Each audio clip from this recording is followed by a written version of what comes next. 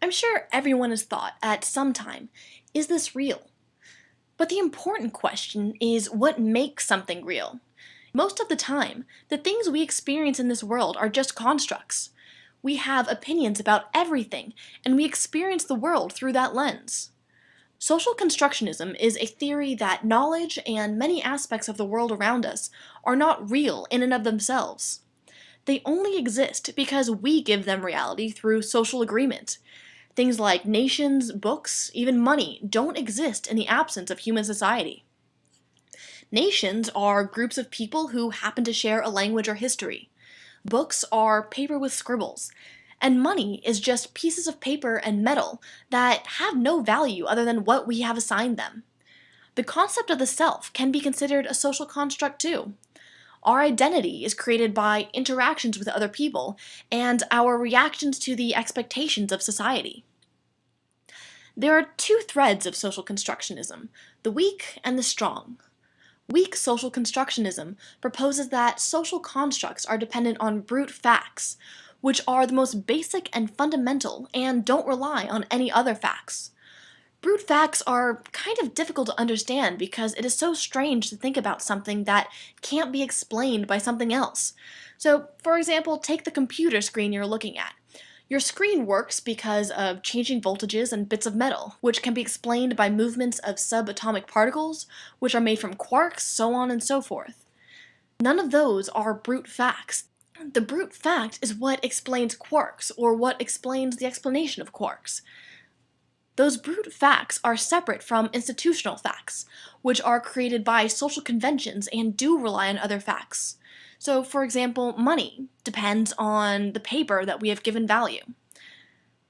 Strong social constructionism, on the other hand, states that the whole of reality is dependent on language and social habits, that all knowledge is a social construct, and that there are no brute facts. So it would say that we created the idea of quarks and everything we use to explain it. There are no facts that just exist. The main criticism to social constructionism is that it doesn't consider the effect of natural phenomenon on society. And at least for strong social constructionism, it even has difficulty explaining those phenomena because they don't depend on human speech or action. Strong social constructionism only explains reality through the thoughts of humans, not by using fundamental brute facts. People make things. Although highly challenged in the 20th century by Jane Goodall's observations of chimpanzees, the capability to make tools was the distinction that scientists had traditionally used to differentiate humans from other primates. As a result of all of this production, human civilizations have left a lot of things lying around over the past several hundred years. A cultural artifact is an item that, when found, reveals valuable information about the society that made or used it. What is qualified as a cultural artifact?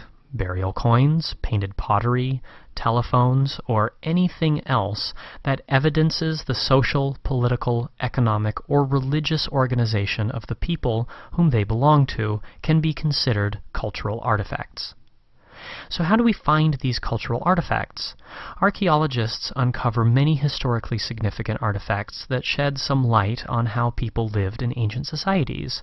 Remember, most of what we think we know about prehistoric civilizations is interpretation rather than hard fact. Let's look at an example.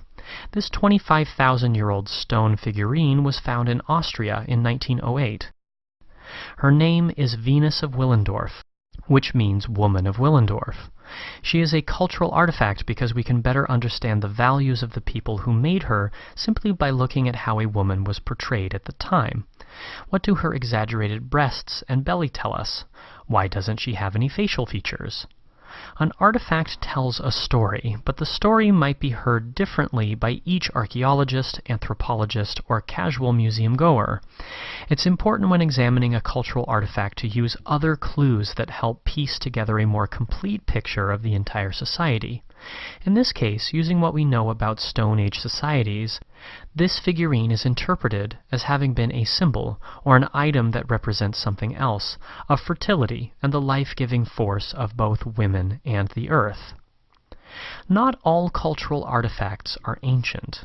We are making, purchasing, selling, and throwing out items every day that could be considered cultural artifacts. Just as a Stone Age figurine of a fertility goddess can hint at the level of technology and medical knowledge of that time, a smartphone can be used as evidence of the way people communicate in the early 21st century. So, is my junk drawer teeming with cultural artifacts? Maybe not. Not everything that is personally significant is also culturally significant. A smartphone counts because it reveals information about how people communicate in our society. It gives a fairly clear picture of the technology that we have, the languages that we speak, the size of our fingers, and the functions we want to take on the go with us wherever we venture. An archaeologist of the future would be able to attribute many qualities to our civilization by examining a smartphone. Your lucky pair of socks won't be able to offer up nearly as many cultural clues.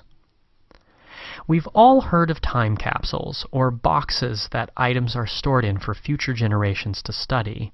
But how do they relate to cultural artifacts? While most ancient artifacts were probably casually discarded by their original owners thousands of years ago, some more recent artifacts were intentionally preserved and put forth as cultural representations for future generations. What would you choose to put in a time capsule to represent your current society? What do you hope people of the future, or someone in a foreign culture, would interpret as its meaning? What might some misinterpretations be? Sure, it's probable that Stone Age civilizations were women-centered, highly focused on the fertility needed to keep their small clan surviving another year. However, what if the Venus of Willendorf was just a rendition of the sculptor's favorite aunt? Cultural artifacts are all around us. They've been there through all of human history. Even prehistoric civilizations left artifacts, and we are still creating them every day.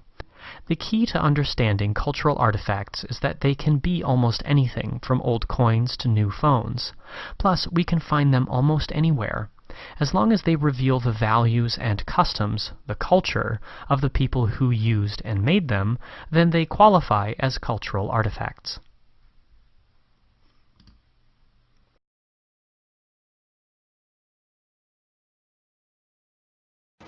Telepresence robots are a remote-controlled wheeled device with a screen in it. The screen allows for video chats, video conferencing, and any other interactive face-to-face communication. They can be used by online teachers or professors. Hi, Dr. Adams. They can be used by doctors working remotely to hard-to-get places. They can even be used by employees working for employers who are thousands of miles away. There are multiple uses for the telepresence robot. Human actions help shape this technology through necessity, albeit a first-world necessity. In 1878, just 2 years after Alexander Graham Bell patented the telephone, inventors were already trying to find a way to create a picture phone. In 1927, AT&T first exhibited its first iconophone. It was an electromechanical television video phone, and it was first used by Herbert Hoover to address a New York audience from Washington, D.C. This was a big deal. In the 1970s, technology tried to affect social relationships, in that AT&T forecasted that in the 70s, hundreds of thousands of people are going to be using picture phones. Well, by 1974, only about 300 were being used across the country. What went wrong? Well, this is the momentum that Thomas P. Hughes talks about in his work, Technological Momentum. But in this case, there was no momentum. What went wrong? Why didn't it work? Well, AT&T said that it was a concept looking for a market, but the market just wasn't there. It was an inconvenience, and so people weren't ready. Humans weren't ready for the momentum. And I remember back in 1997, oh my gosh, almost 20 years ago when I worked in human resources, that in order to interview somebody who wasn't in the area, I had to get in my car and drive to Kinko's and get a room and go in and video conference somebody. So video conferencing was a huge inconvenience. No wonder why it didn't take off. So, how did video conferencing become the success that it is that led to telepresence? Well, as Plato implied in his book, The Republic, necessity is the mother of invention. In 2003, a video compression software coding company by the name of Sorensen Media created a stand-alone communication platform for the deaf community. Necessity, the need to communicate among the hearing impaired, led to the momentum that led to the success of telepresence. And now that we have high-speed internet, data compression techniques, higher bandwidths, video relay services authorized by the FCC, advanced technology, we now have video conferencing and video chats that are available to us through Skype and FaceTime and through all kinds of platforms like our computer and our cell phones. So it is now convenient. It is now convenient to video conference, and it is now convenient to have a telepresence robot. So now we have a convenient way of working with people who are thousands of miles away, potentially. For classrooms, it allows for teachers, online teachers, to move around the classroom and help students stay on task. For employers, it allows them to cut back on travel costs for employees who are far away. And it allows for immediate video conferencing with that employee. And for doctors who are working remotely, it allows specialized doctors to reach out to other doctors as well as patients. So here we see video conferencing and telepresence go from something that was once inconvenience, clunky, challenging, difficult to work with, to now something that is convenient, useful, helpful, and even life-saving. Though telepresence robots are fantastic, they also provide some social conflicts. For instance, I live in Los Angeles. Let's think about big city corporations that are in Los Angeles and New York. If they buy a telepresence robot, now they can hire somebody from a city like Cleveland where the cost of living is a lot less.